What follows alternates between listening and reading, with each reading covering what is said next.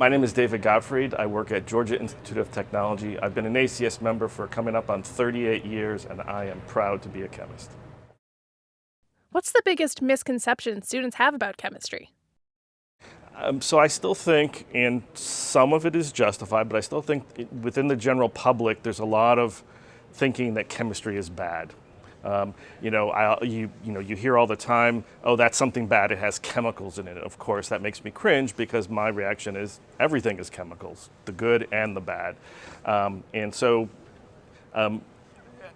While not directly related to the work I do, as kind of the outreach work that I do, particularly through ACS, I want to educate the public and particularly, kids, that chemistry is more than just pollution.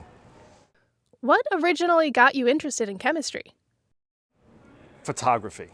So in kind of junior high and high school, was very interested in photography, but not only of course, this was back in film photography days because I'm of that age, and not only taking photographs, but doing darkroom development of them.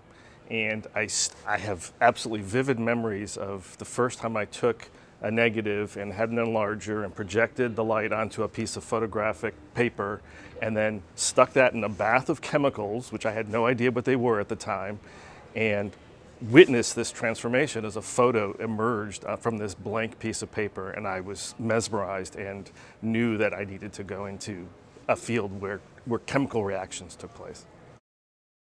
What do you do? So my research is, or my work is less in kind of traditional research and teaching and more in enabling others to do research.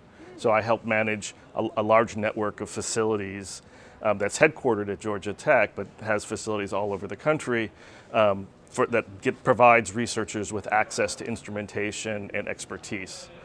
So it's really about enabling others to do research. What makes ACS events meaningful to you?